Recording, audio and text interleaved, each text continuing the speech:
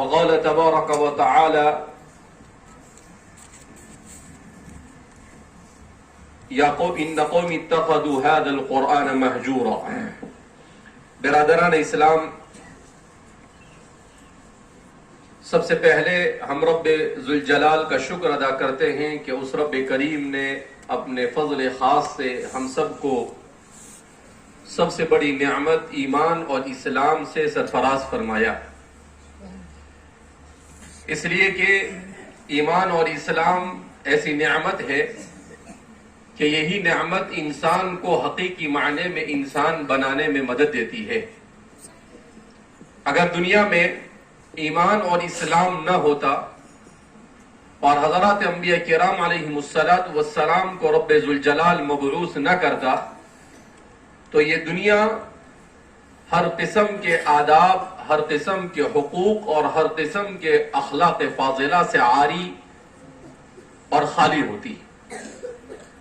یہ دنیا میں جو بھی کچھ خیر ہمیں نظر آ رہی ہے، یہ سارے کے سارے خیر صرف اور صرف حضرات انبیاء کرام علیہم السلام اور ان پر نازل ہونے والی وحی کی برکت ہے.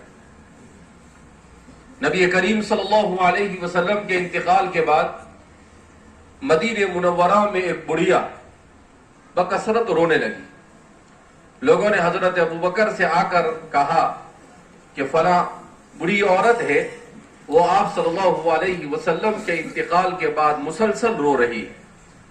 تو حضرت ابوبکر ان کے پاس پہنچے، حضرت عمر بھی ساتھ میں تھے. آپ نے پوچھا کہ آپ کیوں اتنا زیادہ غم میں مبتلا ہو؟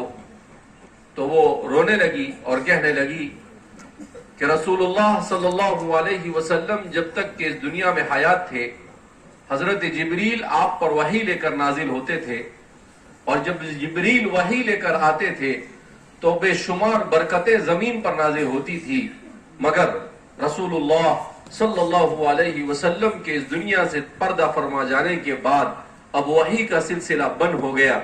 اور جب وحی کا سلسلہ بند ہو گیا تو جبریل کے ساتھ دنیا پر آنے والی رحمتیں اور برکتیں بھی بند ہو گئی. تو جن لوگوں نے رسول اللہ صلی اللہ علیہ وسلم کے دور مسعود کو پایا، وہ اسے محسوس کرتے تھے کہ اللہ کے رسول صلی اللہ علیہ وسلم پر نازل ہونے والی وحی کتنی برکتوں کے ساتھ. اسی لیے نبی کریم صلی اللہ علیہ وسلم نے ارشاد فرمایا خیر القرون قرنی، کہ سب سے بہترین زمانہ وہ ہے جس میں میں ہوں. یعنی آپ صلی اللہ علیہ وسلم کا وجود اور آپ کا زمانہ انسانی تاریخ کا سب سے بہترین زمانہ. نہ تو آپ سے پہلے دنیا نے کبھی ایسا زمانہ دیکھا اور نہ آپ کے بعد دنیا ایسا زمانہ دیکھ سکتی ہے. ایک ایسا زمانہ جس زمانے میں 1,00,000 سے زیادہ ایسے نفوس موجود تھے جن کو دنیا کے بہترین انسان کہے جا سکتے ہیں. 1,00,000 انسانوں کی ایسے نفوس کی تعداد جن کے بارے میں حضرت عبداللہ بن مسعود فرماتے ہیں ابرہم قلوبا، کہ وہ اپنے دل سے بالکل صاف ستھرے دل کے مالک تھے. واحسنہم اخلاقا، بہترین اخلاق کے مالک تھے. وہ اقلہم تکلفا، ان کی طبیعتوں میں بہت تکلف نہیں تھا، سادگی کے ساتھ زندگی گزارنے والے تھے. وہ اعمقہم علما، اور وہ علم کے بڑے گہرے تھے. تو جتنی بھی اچھی صفات انسانوں میں ہو سکتی ہے وہ تمام کے تمام عمدہ صفات کے حاملین سب سے پہلے حضرات انبیاء، اور انبیاء کے بعد وہ اوصاف سب سے وافر مقدار میں اگر کسی جماعت میں پائے جاتے ہیں تو وہ کون سی جماعت ہے؟ وہ جماعت صحابہ ہے. وہ کون سی جماعت ہے؟ جماعت صحابہ، جنہوں نے قرآن کو رسول اللہ صلی اللہ علیہ وسلم کی زبان اقدس سے خود سنا، اور سننے کے بعد الا فلیبلغ الشاہد الغائب، آج تک کہ جو بھی ہم تک اسلام پہنچا ہے وہ کس کی برکت سے پہنچا ہے؟ حضرات صحابہ کی برکت سے. اسی لیے ہمارے علماء نے 3 عجیب جملے بیان کیے ہیں. ہمارے علماء لکھتے ہیں الانبیاء معصومون والصحابۃ محفوظون والائمۃ مأجورون. کیا مطلب اس کا؟ کہ تمام کے تمام انبیاء کرام علیہم الصلوۃ والسلام یہ گناہوں سے معصوم ہے. نبی سے نہ تو کوئی چھوٹا گناہ سرزد ہوتا ہے نہ کوئی بڑا گناہ سرزد ہوتا ہے. تو انبیاء گناہوں سے معصوم ہے. اللہ ان کو ظاہری اور باطینی ہر قسم کے عیب سے پاک رکھتا ہے. کیوں؟ اس لیے کہ انہیں اپنی امت میں لوگوں کو اللہ کی طرف بلانا ہوتا ہے. تو کہیں نبی میں کوئی عیب رہ جائے تو لوگ ان کو اس عیب سے نہ پکارے. اس لیے نبی ظاہری اور باطینی تمام عیبوں سے پاک. اس کے بعد ہمارے علماء اہل سنت والجماعت فرماتے ہیں والصحابۃ محفوظون، صحابہ معصوم نہیں ہے مگر صحابہ محفوظ ہے. کیا مطلب محفوظ ہونے کا؟ کہ حضرات صحابہ نے جان بوجھ کر گناہ کو گناہ سمجھ کر عمدن کبھی کوئی گناہ نہیں کیا، بلکہ اللہ نے ان کی حفاظت کی کہ وہ گناہوں میں مبتلا ہو. اللہ نے انہیں محفوظ رکھا. اسی لیے اللہ کے رسول صلی اللہ علیہ وسلم نے جب یہ کہا کہ خیر قرون قرنی، تو ہمارے علماء نے محدثین نے اصول بیان کر دیا. اور وہ اصول کیا ہے؟ الصحابۃ کلہم عدول، تمام صحابہ عادل ہے. یعنی کسی صحابی کو ذرہ برابر ان پر کوئی نکیر نہیں کی جا سکتی ہے، کسی صحابی کو برا بھلا نہیں کہا جا سکتا ہے. حضور نے فرمایا قیامت سے پہلے میری امت میں ایسے لوگ پیدا ہوں گے جو صحابہ کو برا بھلا کہیں گے. حضور فرماتے ہیں انی بریء منہم، میں ایسے لوگوں سے بری ہوں، میرا ان سے کوئی رشتہ نہیں جو میرے صحابہ کو برا بھلا کہے. حضور نے فرمایا کہ حب الانصار علامت الایمان، بخاری کی روایت ہے کہ انصار سے یعنی صحابہ سے محبت کرنا یہ ایمان کی علامت ہے. اور آپ جمعہ کے خطبے میں سنتے رہتے ہیں اللہ اللہ فی اصحابی فمن احبہم فبحبی احبہم، جو صحابہ سے محبت کرے گا اللہ کے رسول فرماتے ہیں کہ میں ان سے محبت کروں گا. ومن ابغضہم فببغضی ابغضہم، اور جو میرے صحابہ سے بغض رکھے گا حضور فرماتے ہیں میں بھی اس سے ناراض ہوں، میرا بھی اس سے کوئی رشتہ نہیں.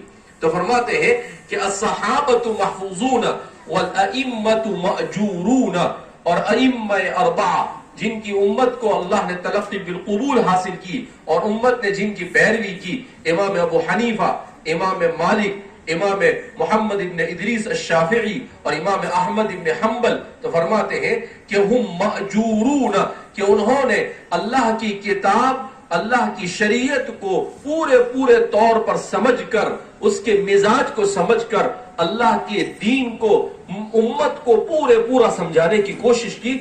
فہم مأجورون، تو وہ اللہ کے طرف سے مأجور ہے، یعنی اللہ انہیں اس پر بہترین اجر عطا فرمائے گا.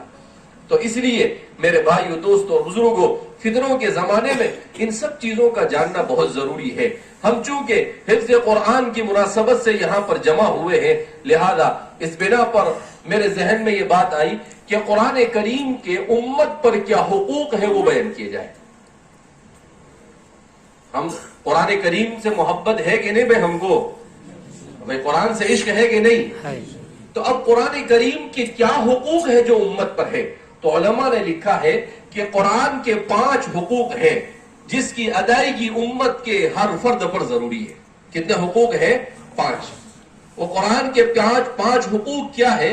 تو فرماتے ہیں قرآن کا سب سے پہلا حق الایمان بہ والتصدیق بہ، قرآن پر ایمان لانا، زبان سے قرآن کے اللہ کی کتاب ہونے کا اقرار کرنا اور دل سے اس کی تصدیق کرنا. الحمدللہ اللہ نے ہم سب کو مسلمان گھرانے میں پیدا کیا، تو ہم میں سے ہر ایک زبان سے تو کہتا ہے، اقرار کرتا ہے کہ ہاں قرآن اللہ کی کتاب ہے، مگر قرآن کریم کو دل سے ماننے کا کیا مطلب؟ صرف اقرار باللسان سے کام نہیں چلے گا، بلکہ تصدیق بالقلب ضروری ہے. کہا تصدیق بالقلب کا مطلب یہ ہے کہ قرآن کریم نے جو کچھ بیان کیا ان چیزوں کی دل سے مان کر ان کو اپنی زندگی میں جگہ دینا. ان کو اپنی زندگی میں کیا کرنا؟ جگہ دینا. اقرار باللسان تو ہے، زبان سے تو ہم قرآن کو کہتے ہیں کہ اللہ کی کتاب ہے، مگر عملی زندگی میں قرآن ہمارے یہاں پر جیسا ہونا چاہیے ویسا نہیں ہے. اسی طریقے سے قرآن کریم کا دوسرا حق فرماتے ہیں کہ قرآن کریم کا دوسرا حق کیا ہے؟ کہا اس کی تلاوت کرنا. کیا کرنا؟ قرآن کریم کی تلاوت کرنا یہ قرآن کریم کا دوسرا حق ہے۔ نبی کریم صلی اللہ علیہ وسلم نے حضرات صحابہ کرام رضوان اللہ تعالیٰ عنہم مجمعین کو بارہا قرآن کریم کی تلاوت پر آمادہ کیا۔ قرآن کریم نے خود اپنے بارے میں کہا اتلو ما اوحی الیک من الکتاب، اے محمد عربی صلی اللہ علیہ وسلم جس کتاب کو آپ پر نازل کیا آپ اس کی تلاوت کیجیے۔ کس کو حکم دیا جا رہا ہے؟ اللہ کے رسول صلی اللہ علیہ وسلم جن پر کتاب کا نزول ہوا ان کو۔ تو میں اور آپ تو زیادہ حقدار ہیں اس کے کہ ہم قرآن کریم کی کیا کریں؟ تلاوت کریں۔ تو فرماتے ہیں کہ قرآن کریم کی تلاوت کرنا، آج امت کا حال یہ ہے کہ امت کا 99% طبقہ قرآن نہیں پڑھتا ہے۔ قرآن پڑھتا ہے؟ نہیں پڑھتا۔ قرآن ہمیں گھنٹوں ملتے ہیں موبائل میں اپنا وقت ضائع کرنے کے لیے، گپ شپ کرنے کے لیے، مگر قرآن پڑھنے کی توفیق ہمیں نہیں ہوتی ہے۔ ہم میچ کے بارے میں 1 گھنٹہ بیٹھ کر بات کریں گے، ہم سیاست پر 4 گھنٹے بیٹھ کر بات کریں گے، ہم اس کی غیبت 6 گھنٹے تک کرتے رہیں گے، مگر قرآن کریم پڑھنے کی توفیق نہیں ہوتی ہے۔ کیوں؟ اس لیے کہ جب انسان گناہوں والی زندگی گزارتا ہے تو اللہ اپنی کتاب کی توفیق سے محروم کر دیتا ہے۔ عبد الرحمن الجوزی فرماتے ہیں کہ دنیا میں انسان کو سب سے بڑی سزا یہ کہ اللہ اس کو اپنے ذکر سے، اپنی کتاب کی تلاوت سے اور اپنی شریعت پر عمل کرنے سے دور کر دے۔ کہا یہ سزا ہے۔ کس کی سزا ہے؟ گناہوں کی سزا۔ جب زندگی گناہوں سے بھر جاتی ہے تو قرآن کی تلاوت میں اسے لذت محسوس نہیں ہوتی ہے، اس پر قرآن کریم بوجھ محسوس ہوتا ہے۔ اس پر نماز پڑھنا وَإِنَّهَا لَكَبِيرَةٌ إِلَّا عَلَى الْخَاشِعِينَ، اس کو قرآن بیان کرتا ہے کہ نماز بوجھل ہوتی ہے ہم اگر ان لوگوں کے لیے جن کے دل میں واقعتاً اللہ کا خوف ہو۔ تو یہ عبادت بوجھل کب ہوتی ہے؟ جب زندگی گناہوں سے بھری ہوتی ہے، ہماری آنکھوں کی حفاظت نہیں، ہمارے کانوں کی حفاظت نہیں۔ آج ہمارا نوجوان موبائل لگتا ہے اور اس کے ساتھ اپنے کان میں بلوٹوتھ یا وہ ایئر فون ڈال دیتا ہے اور گانے سنتا رہتا ہے۔ کیسے اللہ کی رحمت ہمارے معاشرے پر نازل ہوگی؟ قرآن کریم کی تلاوت یہ اس کا حق ہے۔ حضرات صحابہ کرام رضوان اللہ تعالیٰ عنہم مجمعین قرآن کریم کی کثرت سے تلاوت کیا کرتے تھے۔ امام مقدسی فرماتے ہیں کہ ضیاء المقدسی ان کے شاگرد تھے، انہوں نے آ کر ان سے کہا کہ میں حدیث پڑھنا چاہتا ہوں مگر مجھے حدیث یاد نہیں ہوتی، تو کہا کہ قرآن کی تلاوت کرو۔ تو ضیاء المقدسی کہتے ہیں استاد نے جب مجھے کہا کہ قرآن کی تلاوت کرو تو میں نے قرآن پڑھنا شروع کیا۔ کہا جس دن میں قرآن کی تلاوت کرتا تھا اس دن مجھے خوب اچھے سے حدیث یاد ہوتی تھی، اور جس دن قرآن کی تلاوت نہیں کرتا تھا اس دن مجھے یاد نہیں ہوتا تھا۔ کہا مجھے اس سے محسوس ہوا کہ علم میں برکت کے لیے اور عمل کی توفیق کے لیے قرآن کریم سے زیادہ مؤثر اور کوئی چیز نہیں ہو سکتی ہے۔ امام قرطبی فرماتے ہیں کہ ہم نے قرآن کریم کو پڑھا تو جتنا قرآن کو پڑھا اتنا ہمارے وقت میں برکت ہوئی۔ تو کہا کہ پہلے 1 پارہ پڑھنا شروع کیا تو دیکھا وقت میں برکت ہو رہی، 2 پارے، یہاں تک کہ روزانہ 10 پارے پڑھنا شروع کیا، تب جا کر ایسا لگا کہ ہاں اب اللہ کی کتاب کی کیا ہوئی؟ تلاوت ہوئی۔ تو حضرات صحابہ کا معمول تھا کہ صحابہ میں بڑی جماعت وہ ہوتی تھی جو قرآن کریم کو 7 دن میں ختم کرتی تھی۔ قرآن کے بارے میں آپ کو معلوم ہوگا کہ قرآن کے اندر 7 منزلیں، کتنی منزلیں ہیں؟ 7۔ تو 7 منزلیں کیا ہے؟ حضرات صحابہ کا معمول تھا کہ کوئی ہفتہ قرآن کی تلاوت سے خالی نہیں جانا چاہیے۔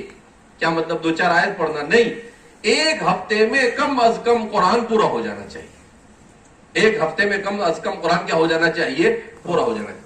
حضرت عثمان بن عفان کے بارے میں آتا ہے روزانہ رات میں 1 قرآن پورا کرتے تھے۔ عشاء کی نماز کے بعد قرآن کی تلاوت شروع کرتے تھے اور فجر کی اذان ہونے سے پہلے الناس پر ان کا قرآن ختم ہوتا تھا، اور وہ بھی بیٹھ کر نہیں، نماز میں قرآن پڑھتے تھے پوری رات۔ کیسے نماز قرآن پڑھتے تھے؟ نماز۔ امام ابو حنیفہ کے بارے میں آتا ہے 40 سال تک آپ کا معمول یہ رہا کہ عشاء کے وضو سے فجر کی نماز ادا کی اور پوری رات نماز اور قرآن کی تلاوت میں مشغول رہتے تھے. تو جن لوگوں کو اللہ نے مقبولیت عطا فرمائی ان کو ایسے ہی نہیں مقبولیت عطا فرمائی. یرفع اللہ بہذا الکتاب اقواما، جو قرآن سے جتنا منسلک ہوا اللہ نے اس کو اتنا بلند کیا، اللہ نے اسے اتنی عزتوں سے نوازا، اور اللہ رب العزت نے لوگوں کے دلوں میں اتنی محبت ڈالی، اس کے ذریعے سے اللہ رب العزت نے لوگوں کو اتنا نفع پہنچایا.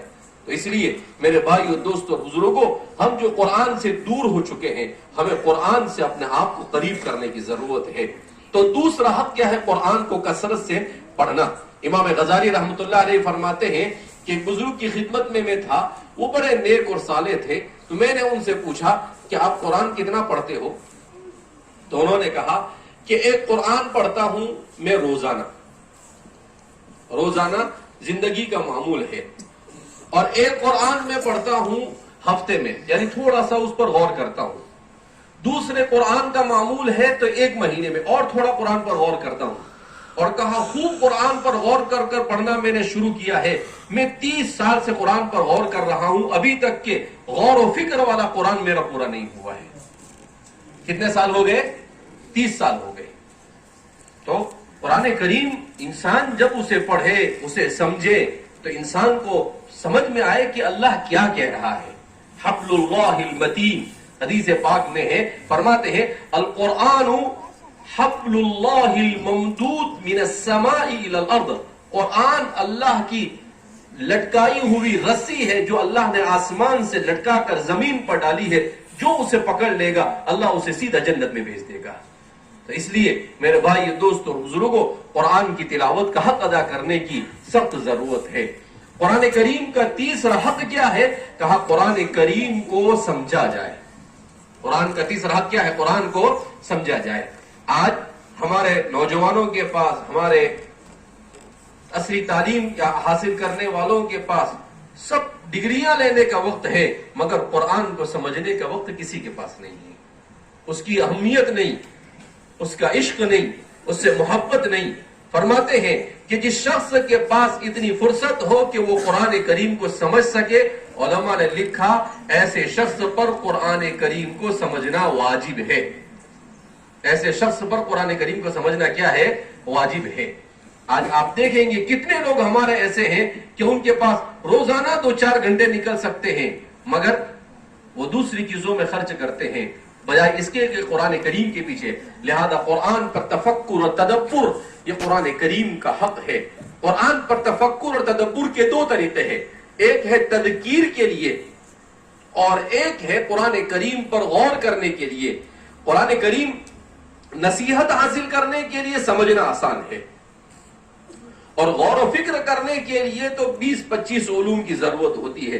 کسی زمانے میں کسی نے 14 کہا، کسی 16 کہا، پھر 18 کہا، مگر قرآن کو قرآن خود اپنے بارے میں کہتا ہے وَلَقَدْ يَسَّرْنَا الْقُرْآنَ لِلذِّكْرِ فَهَلْ مِن مُدَّكِرٍ، کہ ہم نے قرآن کو نصیحت حاصل کرنے کے لیے آسان کیا.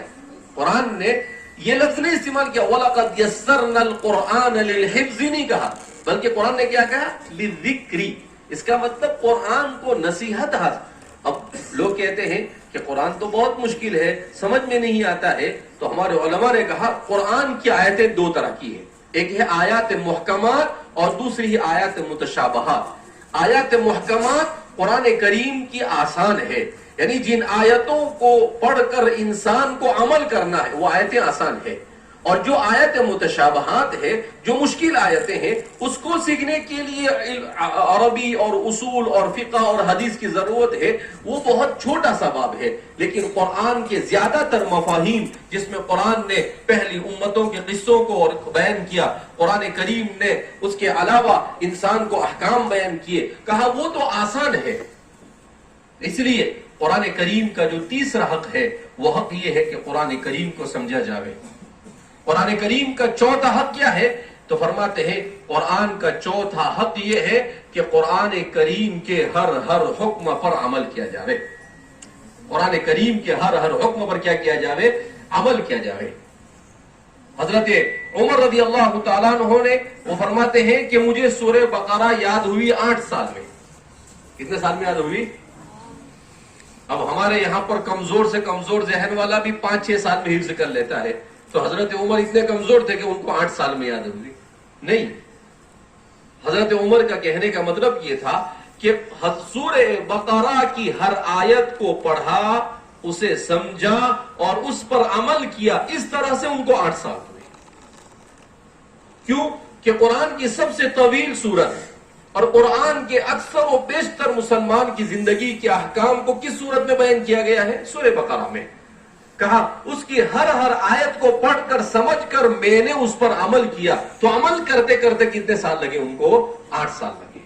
تو اس لیے میرے بھائیو، دوستوں اور بزرگوں، ضرورت اس بات کی ہے کہ ہم قرآن کریم کو اس کے ہر حکم پر عمل کرنے کی کوشش کریں۔ قرآن کریم نے کہہ دیا احل اللہ البیع وحرم الربا، کہ اللہ فرماتے ہیں کہ ہم نے تمہارے لیے خرید و فروخت کو حلال قرار دیا اور سود کو حرام قرار دیا۔ اب آج کا ہمارا مسلمان کہتا ہے کہ مولوی صاحب سود کے بغیر تو تجارت آج کے زمانے میں ہو ہی نہیں سکتی۔ کس نے کہا نہیں ہو سکتی؟ ہو سکتی ہے، تو ہی نہ چاہے تو بہانے ہزار ہیں۔ جدہ میں ہمارے ایک دوست ایک مرتبہ میں گیا تو مجھے کہنے لگے کہ مولانا ایک مسئلہ ہے، بہت بڑے تاجر وہاں کے، بڑے تاجروں میں ان کا شمار۔ میں نے کہا کیا؟ کہا کہ دیکھو ہم الحمدللہ تجارت کرتے ہیں مگر سودی بینک سے ہم کوئی بھی تعلق نہیں رکھتے۔ اب دیکھو لوگ کیسا احتیاط کرتے ہیں، بہت بڑے تاجر وہاں کے۔ پھر اس کے بعد وہ چاکلیٹ کا ایک ڈبہ لے کر آئے، کہا یہ چاکلیٹ کا ڈبہ ہے، ایک سودی بینک والا آیا میرے پاس، اور میں نے نہ کہا کہ بھئی ہم لوگ سودی بینک اور کمرشل بینک کے ساتھ ہم کام نہیں کرتے ہیں، مگر وہ زبردستی یہ ڈبہ دے کر چلا گیا، تو یہ چاکلیٹ کھانا جائز ہے یا نہیں؟ کیا پوچھتے ہیں وہ؟ یہ چاکلیٹ کھانا جائز ہے یا نہیں؟ میں نے کہا نہیں، یہ چاکلیٹ کھانا جائز نہیں ہے۔ کہا کہ مجھے معلوم تھا لیکن آپ آنے والے تھے اس لیے میں نے کہا مولانا کو پہلے مسئلہ پوچھیں گے۔ پھر اس کے بعد انہوں نے کہا کہ اب اس کا کیا کروں میں مولانا، پھینک دوں اس کو؟ میں نے کہا نہیں، اس کو پھینکو مت، آپ ایک کام کرو، آپ کے یہاں پر جو غریب کام کرنے والے ہیں ان میں سے کسی کو دے دو، وہ اپنے بچوں کو کھلا دے۔ کیوں؟ اس لیے کہ سود کی رقم کے بارے میں علماء نے یہ کہا کہ اس کو ضائع کرنے کے بجائے یا تو اس کے حقیقی مالک کو دے دو، اس کا پتہ نہ چل سکے تو بلا نیت ثواب اس کو صدقہ کر دو۔ تو میں نے آپ کسی کو دے دو، تو لوگ ایسے بھی احتیاط کرتے ہیں۔ 4-5 سال بعد پتا چلا ان کی تجارت پہلے سے 25 گنا زیادہ ہو گئی۔ کتنی زیادہ ہو گئی؟ 25 گنا۔ ابھی میں گیا تھا 1 مہینے پہلے، تو میری ملاقات ہوئی، تو میں نے کہا کہ بھئی 2-4 جگہ پر میں گیا تو وہ سب جو آپ جبے بیچتے ہیں تو جبے کی دکان والے آپ کی شکایت کرنے لگے، بولے میری شکایت دکان والے آپ کو کیوں کریں گے؟ تو میں نے کہا کہ میں نے ان سے کہا کہ بھئی یہ جو جبہ آپ بیچتے ہو اس کے جو مالک ہے، اس کے اونر ہے، وہ ہمارے دوست ہے۔ تو وہ مجھے یہ کہنے لگا کہ ان کو ایسا کہو کہ ہم کو تمہارا مال چاہیے مگر تمہارا مال ہم کو 500 چاہیے تو 50 ہی ملتا ہے۔ تو ہنسنے لگے اور کہا صحیح بات ہے مولانا، مارکیٹ میں بہت زیادہ مطالبہ ہے مگر میں پہنچ نہیں پا رہا ہوں کہ اتنا مال کس طرح سے اتنا سارا مال بنا کر بیچوں۔ تو اس کو کہتے ہیں، یہ کس کی برکت ہے؟ حلال کی برکت۔ یہ کس کی برکت ہے؟ حلال کی برکت۔ تو اس لیے قرآن کے احکامات کو جان کر اس پر عمل کرنا۔ دیکھو حرام حرام ہوتا ہے، وہ اپنے ساتھ برائیوں اور مصیبتوں کو لے کر آتا ہے، حرام کبھی اپنے ساتھ خیر کو لے کر نہیں آتا ہے۔ تو قرآن کریم کا چوتھا حق کیا ہے؟ اس کے احکامات پر عمل کرنا۔ اور قرآن کا 5واں اور آخری حق وہ کیا ہے؟ قرآن کا پیغام ہر انسان تک پہنچانا۔ دعوت الی القرآن، دعوت الی القرآن۔ قرآن کا پیغام جتنے لوگوں تک آپ پہنچا سکتے ہیں، قرآن کریم کا پیغام پہنچانا ضروری۔ اللہ کے رسول صلی اللہ علیہ وسلم نے ارشاد فرمایا، کیا فرمایا؟ کہ الا فلیبلغ الشاہد الغائب، جو بھی موجود ہے وہ جو نہیں ہے ان کو پیغام پہنچا دے۔ بلغوا عنی ولو آیہ، تم کو میں نے جو قرآن پہنچایا ہے اگر تم کسی کو ایک آیت بھی سمجھا سکتے ہو تو ایک آیت بھی کسی کو سمجھاؤ۔ تو اس سے پتا چلا کہ یہ ہے قرآن کریم کے حقوق، جس سے امت غفلت کا شکار ہے، جس سے امت کس کا شکار ہے؟ غفلت کا شکار ہے۔ حضرت شیخ الہند رحمۃ اللہ علیہ کے بارے میں آتا ہے کہ جب آپ آزادی ہندوستان کی آزادی کے موقع پر مالٹا کی جیل سے آپ رہا ہو کر آئے تو آپ نے دارالعلوم دیوبند میں تقریر کی اور اس تقریر میں آپ نے کہا کہ میں جیل سے 2 سبق سیکھ کر آیا ہوں.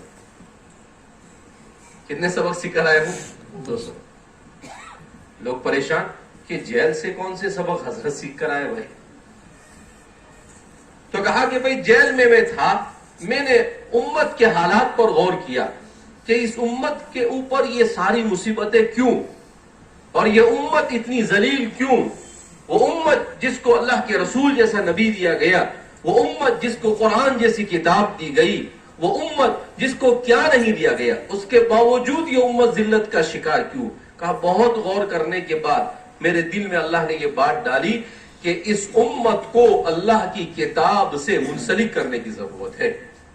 اس لیے میں وہاں سے یہ عہد کر کر آیا ہوں کہ قریہ قریہ, بستی بستی, محلہ محلہ قرآن کے مکاتب قائم کروں گا.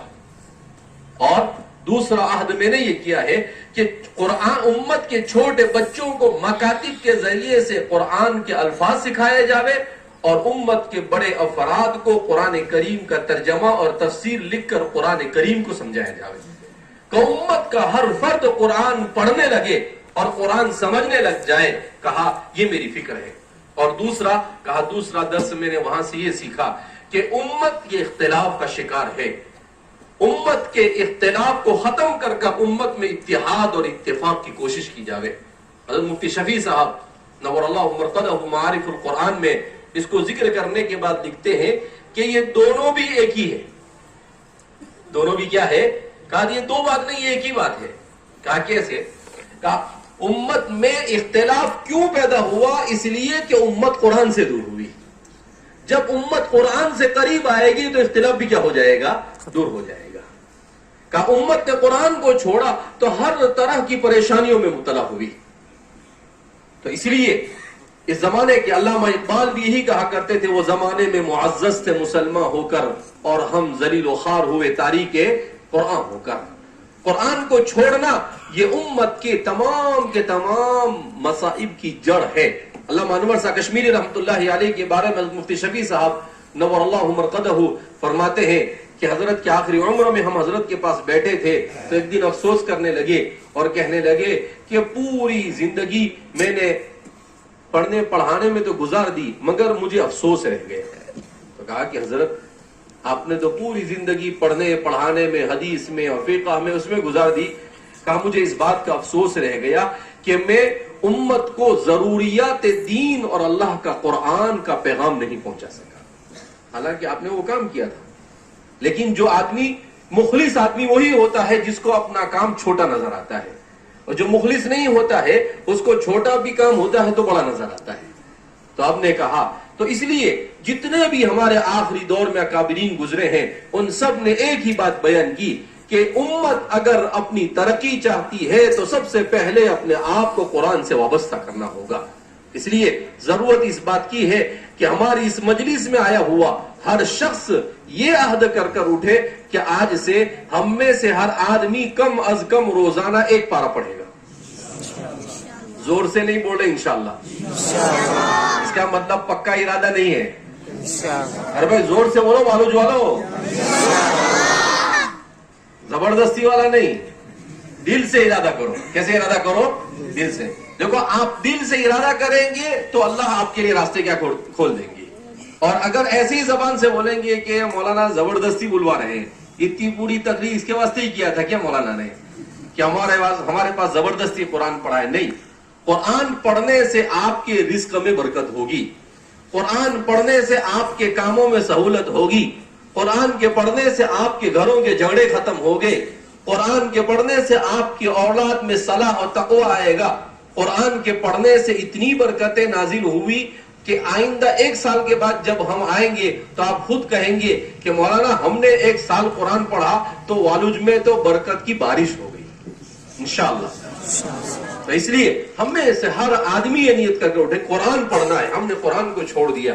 قرآن کریم کی آیت کریمہ میں نے پڑھی آپ کے سامنے, جس میں اللہ کیا فرماتے ہیں, اللہ کے رسول صلی اللہ علیہ وسلم مکہ مکرمہ میں شکایت کر رہے تھے.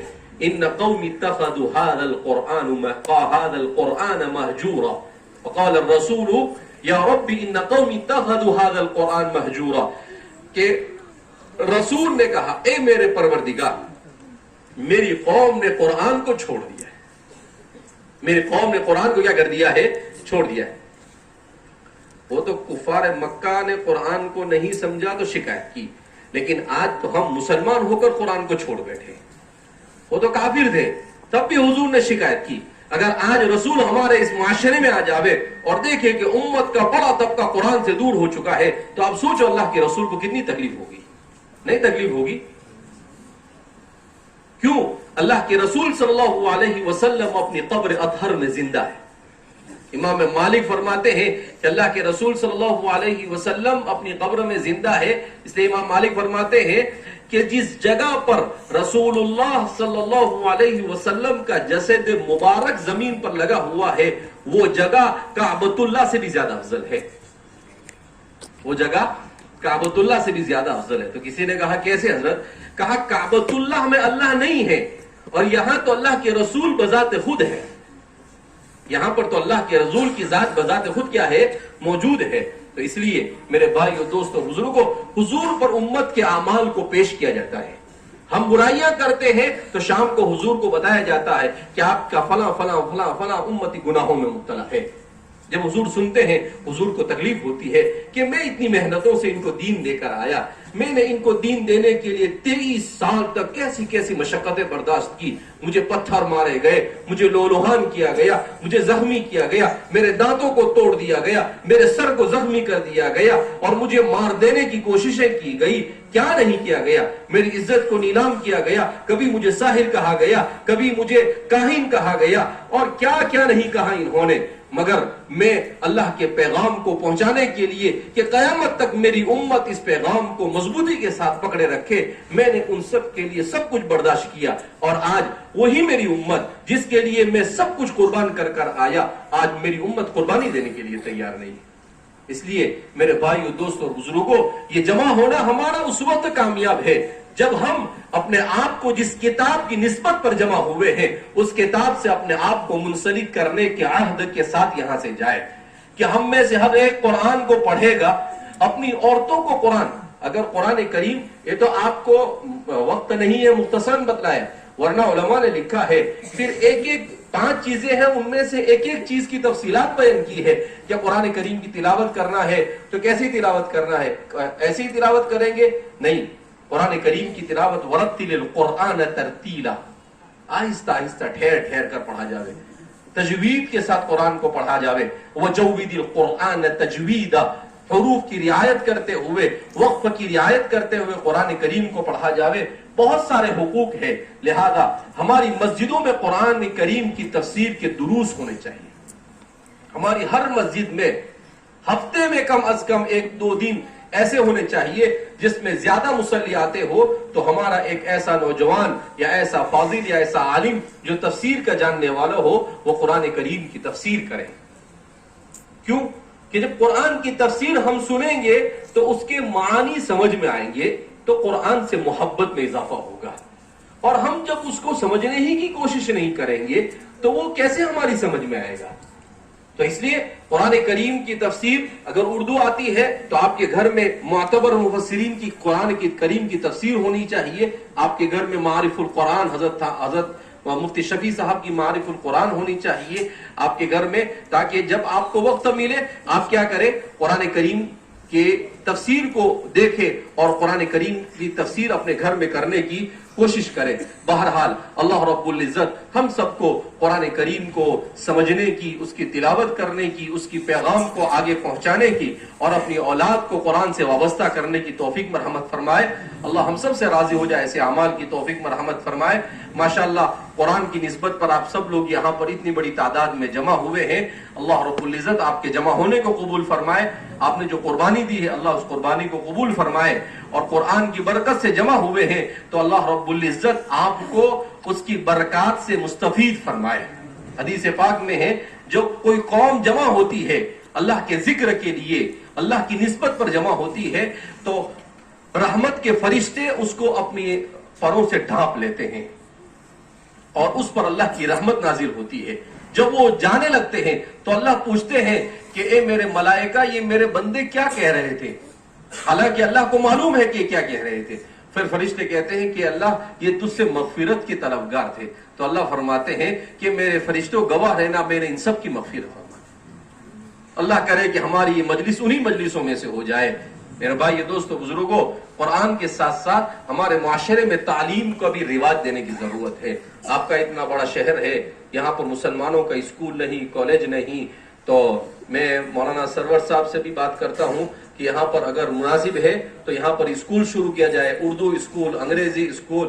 کیونکہ آج ہمارا جس دور سے ہم گزر رہے ہیں، اس دور میں اگر ہم اپنے بچوں کو دنیاوی تعلیم نہیں دیں گے تو یہ ہمارے بچے آئندہ دین سے بھی دور ہو جائیں گے. سفیان ثوری وہ فرماتے ہیں کسی زمانے میں حضرات صحابہ اور کے زمانے میں مال فتنہ ہوتا تھا، مگر اب مال کا کم ہونا فتنہ ہے. تو حضرت تھانوی فرماتے ہیں اس سے مجھے یہ سمجھ میں آئے فتنوں کے زمانے میں امت کے پاس اپنی ضرورت پوری ہو جائے اتنا مال ہونا بھی ضروری ہے، ورنہ یہ فتنوں میں کیا ہو جائیں گے، مبتلا ہو جائیں گے. اس لیے کسب حلال کے لیے، حلال کمانے کے لیے ہمیں علم دین کے ساتھ علم دنیا کا سیکھنا بھی کیا ہے، ضروری ہے. مزید تفصیلات بھی آپ کے سامنے اس سلسلے میں آئی اور آئندہ بھی آتی رہے گی، اور انشاءاللہ ہم کوشش کریں گے کہ آپ کے اس ادارے میں اسکول شروع کیا جاوے، مناسب ہے تو کوئی کالج بھی یہاں پر شروع کیا جاوے، تاکہ دینی ماحول میں عصری تعلیم کا انتظام ہو سکے اور ہمارے بچے دین اور دنیا دونوں تعلیم حاصل کرے. ربنا آتنا فی الدنیا حسنہ وفی الآخرۃ حسنہ، حسن دنیا اور حسن آخرت دونوں حاصل کرے. اللہ رب العزت ہم سب کو توفیق خیر سے مالا مال فرمائے.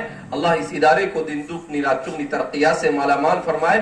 حافظ قرآن ہونے والے ان تمام بچوں کے سینے میں قرآن کو محفوظ فرمائے، اور ان کے اساتذہ، ان کے والدین اور اس ادارے کے محسنین سب کے لیے نجات کا ذریعہ بنائے. اللہ رب العزت ہم سے راضی ہو جائے، ایسے اعمال کی توفیق مرحمت فرمائے. وآخر دعوانا الحمدللہ رب العالمین. اللهم صل على سيدنا ونبينا وشفيعنا وسندنا ومولانا محمد وبارك